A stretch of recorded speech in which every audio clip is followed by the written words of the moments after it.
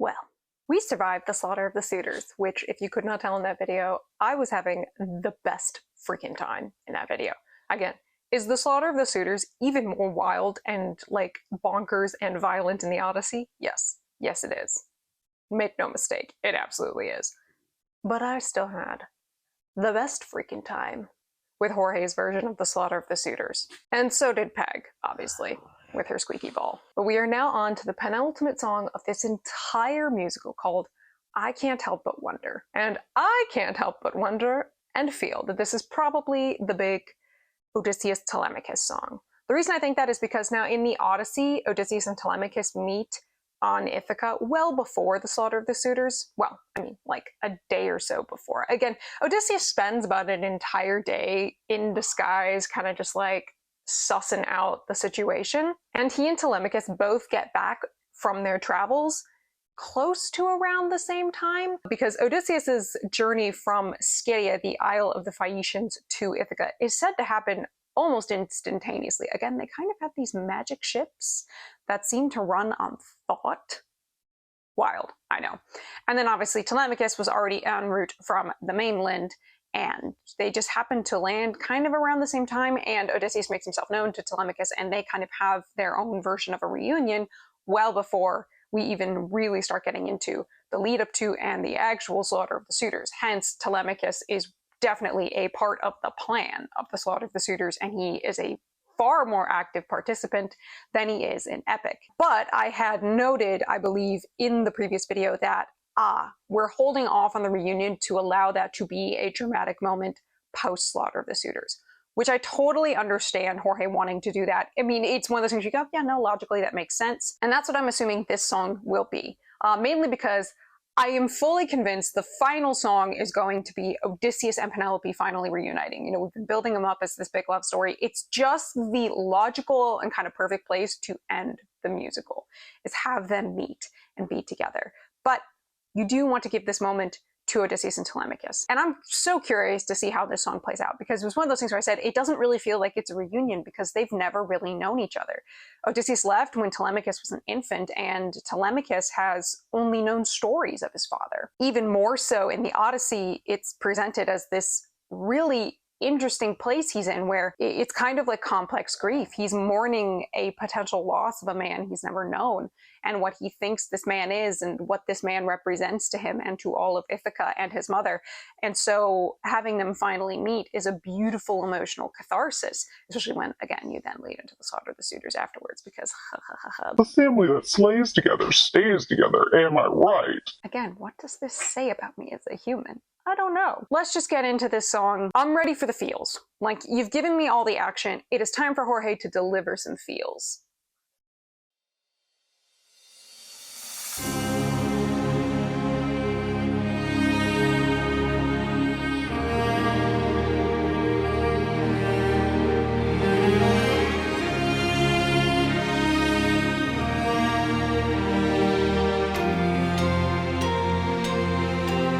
It's legendary, but slow.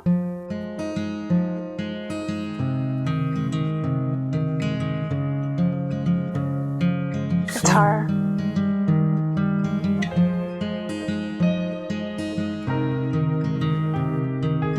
Piano. All my life I'd have died to meet you. Thought about your name so much it hurts. For 20 years I dreamt of how I'd greet you. Oh, and now you're here. I can't find the words. Yeah, we're really going to lean into the feels here. I like these lines from Telemachus. It's the stuff I wish had been better expressed a bit in the Wisdom Saga. But I will note, one, the singer for Telemachus is wonderful. I realized I kind of didn't in the video give him his props, as for me, I just sort of assume everybody knows that I think the voice cast is fabulous, but I'll say it, I do think his voice, I believe his name is Miko, is wonderful. And what I like most is that his voice sounds very similar to Odysseus, and at times even similar to Penelope. And that's just incredible voice casting, that you get a voice that sounds like, oh yeah, you're totally related to these two people who are singing your parents. And him talking here going like, 20 years I've thought about how I'm going to greet you. Like, I've had all this time to think about it, and now I don't even know how to, which is so true. Like, in an emotional sense, absolutely. You build up a moment in your head, and then when it comes, it's like, What do we do? I mean, it is also like now we've just gone through the slaughter of the suitors. So, because we have moved this point to being right after such an intense, violent moment. Yeah, I bet he really is sort of wondering how do I greet this person who's even more so showing himself as a Greek hero, as the guy who engineered the Trojan horse and was part of the Trojan War and the sacking of Troy, right? I also kind of can't help but laugh because, again, if we were to do this as it happens in the Odyssey, and if this were the moment that Telemachus and Odysseus were meeting, I mean, Odysseus is covered in filth and gore and basically buck naked, and I'm like, that's an intense way to meet your dad. I like the direction it seems this song is going thus far. All my life I'd have died to know you. Days and nights I wish that I could show you. For 20 years I never could outgrow you. Oh, and now you're here. Oh, that's a great line. For 20 years, I never could outgrow you. I mean, it's important to note, and this is treated potentially a little differently in the Odyssey. You can argue, I mean, and there are arguments here where I say you could also take this view. Telemachus, again, has always grown up being called the son of Odysseus. Even in his travels, the famously book 3 and 4 of the Odyssey, these moments where he goes to Pylos and he goes to Sparta, he has to announce himself essentially as the son of Odysseus, because frankly, if they've ever met Telemachus by some chance, it would have been as he was an infant. But these Greek heroes have heard of Telemachus. One, if a Greek king has a son, a potential heir to the throne, that's news that usually gets around. It's of political importance. And then also 10 years at Troy, you think Odysseus didn't mention his son? He absolutely did. And also word would have gotten around of how emissaries, if you will, of Agamemnon had tricked Odysseus, or really called Odysseus's bluff in putting baby Telemachus in front of this plow that could have potentially killed him. So yeah, people knew who Telemachus was. And he's very much always going to be seen as the son of Odysseus. Now, what's interesting about that in the context of the Greeks and in the context of the Odyssey, that is something that could potentially, you could argue, cause Telemachus a sense of, how do I live up to this name that I keep hearing about, especially when I don't even know the person and I also don't know if this person is alive or dead. But this also ties into Kleos. Again, Kleos, this kind of honor, this legacy, this glory, if you will, is something that gets kind of passed down. And Telemachus would take great pride in saying he's the son of Odysseus, the great war hero, the engineer of the Trojan horse, the guy who facilitated the sacking of Troy. He would take immense pride in that. And what I love most also is that, again, in books 3 and 4 of the Odyssey, when he meets Nestor and he meets Menelaus and Helen, they all pretty much comment that, wow, you really do look like your father. So he can take kind of a sense of pride in that, and and part of that is also bolstering this confidence for Telemachus, that part of what, I mean, why he's on this mission is, yes, to get news of his father, but we're also building his confidence to be able to try and eventually deal with the very unique situation on Ithaca that, nobody can give him firsthand experience in what to do, because it's like, nobody's had that situation. We're building his confidence and reminding him that he is his father's son, that, oh, wow, you look like your father. You put on one hand the sense of pride that would come with that.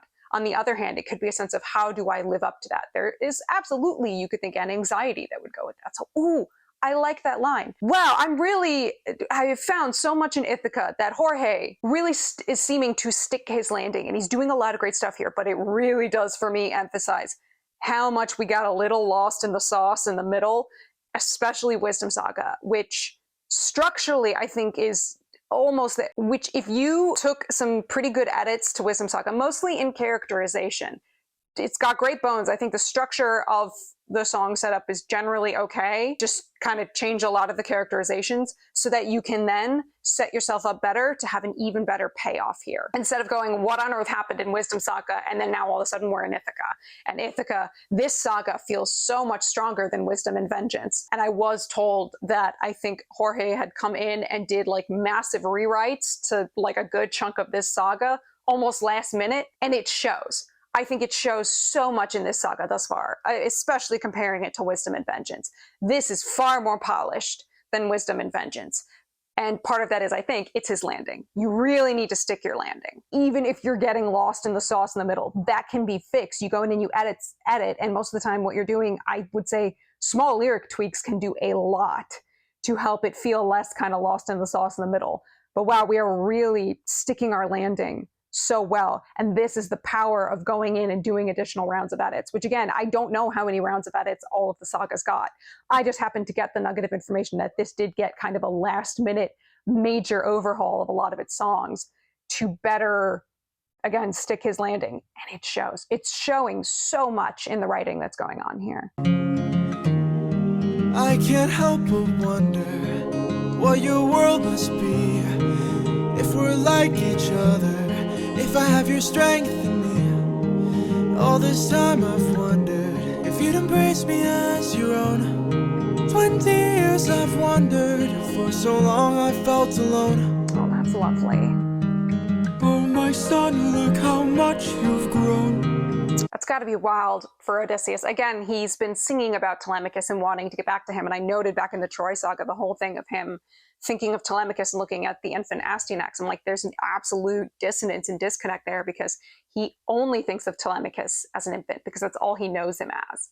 But by the time Odysseus is, we're having him chuck Astyanax off the walls, Telemachus is 10 years old at that point. And then obviously he's coming back to Ithaca, and here's his son, 20, a grown man.